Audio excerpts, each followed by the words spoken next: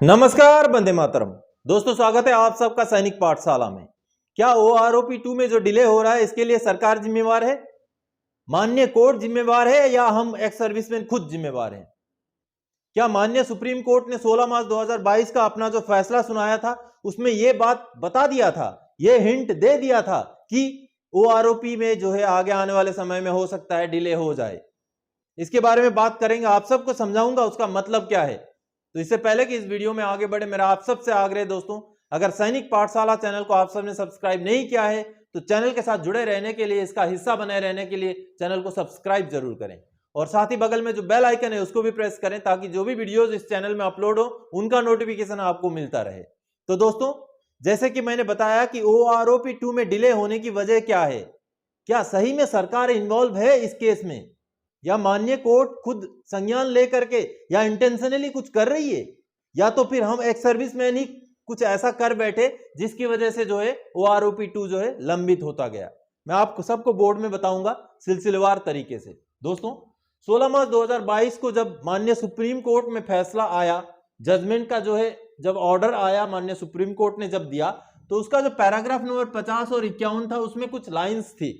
और paragraph number 50 जो आप सब अभी स्क्रीन पर देख पा रहे हैं, इस पैराग्राफ नंबर 50 का जो सेकेंड हाफ है उसको देखिए। उसमें क्लियरली एक बात लिखी हुई थी, such an exercise has remained to be carried out after the expiry of 5 years possibly because of the pendency of the present proceedings. यानी कि 5 साल में जो रिवीजन होना चाहिए था पेंशन का, उसको रिवीजन नहीं किया गया, शायद इसी वजह से, क्योंकि ये केस जो है कोर्ट में पेंडिंग था। तो अगर माननीय कोर्ट ने ऑलरेडी ये बता दिया कि कोर्ट में केस पेंडिंग होने की वजह से डिले हुआ है, यानी कि जो 2019 में मिलना था जुलाई में, वो जाकर के 2022 तक पेंडिंग हुआ, इसका वजह शायद यही है कि हमारे जो कोर्ट में जो है केस पेंडिंग है। ये खुद माननीय सुप्रीम कोर्ट ने अपने जजमेंट में कहा है पैराग्राफ नंबर 50 में। तो क्या आगे जब रिव्यू पिटीशन फाइल किया गया उसने उस केस को और आगे नहीं लेके चला गया?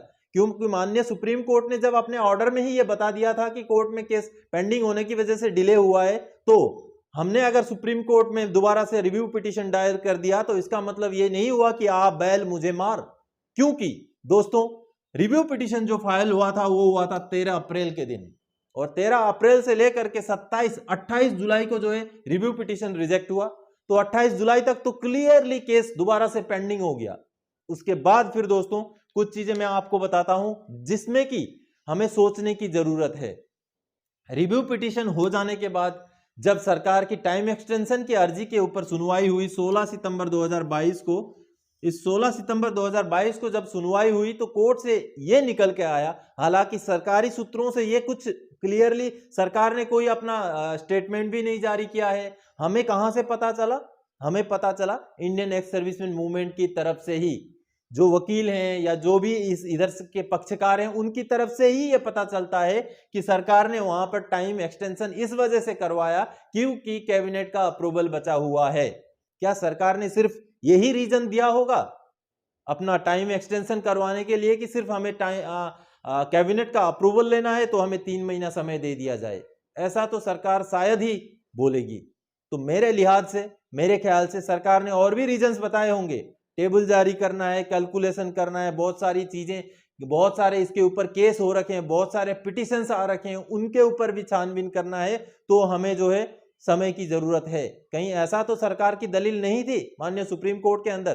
क्योंकि जो कोर्ट का टोटल प्रोसीडिंग्स है उसके बारे में तो हमें पता नहीं चला, हमें सिर्फ एक पक्ष की बातें हमने ये सुनी कि ओनली कैबिनेट अप्रूवल के लिए जो है 3 महीने का समय जो है सरकार को दे दिया गया।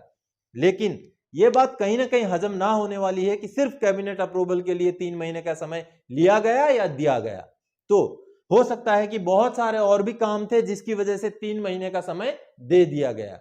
अब आगे मैं बताता हूं दोस्तों, अगर सरकार चाहती, अगर सरकार इलेक्शन के ऊपर ही फायदा लेना चाहती तो शायद डिक्लेयर तो कर देती हिमाचल प्रदेश के इलेक्शन से पहले।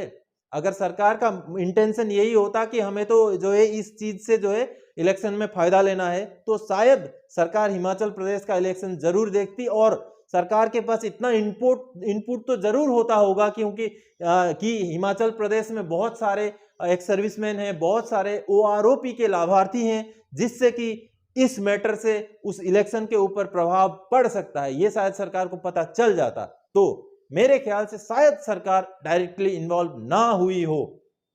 क्योंकि अगर हुई होती तो हिमाचल प्रदेश के इलेक्शन से पहले पहले कुछ ना कुछ जारी कर देती सरकार। हो सकता है पहला किस्त ही जारी कर देती, कुछ भी नहीं तो टेबल्स ही जारी कर देती, ताकि एक्स सर्विसमैन को यह दिलासा दिया जा सके कि हाँ, सरकार जो है आपके बारे में सोचती है। तो कहीं ना कहीं इलेक्शंस को मद्देनजर रखते हुए शायद सरकार ने इस समय इस मैटर को जो है आगे नहीं बढ़ाया। और दूसरी बात दोस्तों, जितना असर OROP 2 या OROP हिमाचल प्रदेश के इलेक्शन में डालती है, उतना असर शायद सेंटर के इलेक्शन में 2024 के इलेक्शन में OROP 2 का मुद्दा ना डाले। तो सरकार के पास तो इतने सारे सोचने वाले लोग तो जरूर होंगे कि किस मुद्दे को किस समय बुनाया जाए। तो हो सकता है कि इस मैटर के ऊपर सरकार अपना डायरेक्टली इन्वॉल्वमेंट ना चाहती हो, डायरेक्टली इस मैटर के ऊपर ना कूदना चाहती हो। तो हो सकता है इस वजह से जो है मैटर जो है सरकार ने ज्यादा जोर दे करके देने की बात भी ना कही हो और ना देने की बात भी जो है यहां ना कही हो। तो इस वीडियो में मैं सबसे इंपॉर्टेंट चीजें ये चीज समझाने जा रहा था दोस्तों, क्योंकि माननीय सुप्रीम कोर्ट ने अपने फैसले में जो है ये बता दिया था पैराग्राफ नंबर 50 में कि डिले इसलिए हुआ क्योंकि माननीय कोर्ट में केस पेंडिंग था। उसके बाद फिर से केस पेंडिंग हो गया रिव्यू पिटीशन की वजह से। उसके बाद फिर से 16 सितंबर को सुनवाई हुई, जिसमें हमें सरकार का पक्ष तो जानने को नहीं मिला, सरकार की तरफ से कोई स्टेटमेंट नहीं मिला, कोई भी हलफनामा नहीं मिला। हमें मिला तो दूसरे पक्ष की तरफ से मिला, और उस पक्ष की तरफ से यह मिला कि सरकार ने सिर्फ टाइम एक्सटेंशन इसलिए किया क्योंकि कैबिनेट का अप्रूवल बचा हुआ है, जो कि कहीं ना कहीं हजम ना होने वाली बात है दोस्तों। और आगे अभी इलेक्शंस के बारे में तो उतना पॉलिटिकली तो हम भी मैच्योर्ड नहीं है, लेकिन फिर भी इतना तो हम समझ ही सकते हैं कि अगर सरकार चाहती तो हिमाचल प्रदेश के इलेक्शन के समय इस मुद्दे को भुना सकती थी, क्योंकि सरकार को भी पता है कि 2024 के इलेक्शंस में यह मुद्दा बहुत बड़ा नहीं बनने वाला है। लेकिन हिमाचल प्रदेश के इलेक्शंस के समय इस मुद्दे को सरकार चाहती तो बड़ा बना सकती थी, और हो सकता है उस मुद्दे का थोड़ा सा जो है फायदा सरकार को मिल जाता। तो दोस्तों, OROP के ऊपर कुछ सोचने वाली और खटकने वाली कुछ बातें थी, जिनको मैंने सोचा कि मैं आप सबके सामने रख दूं। बाकी ये मेरा खुद का कैलकुलेशन है, मेरा खुद का सोचना है, आगे आपकी सोच अलग हो सकती है। तो इस वीडियो में इसी विषय को समझाने के लिए आप सबके बीच आया था। आगे और कोई जानकारीदायक आपसे सरोकार रखने वाला विषय लेके मैं फिर से हाजिर हो जाऊंगा। तब तक के लिए जय हिंद दोस्तों।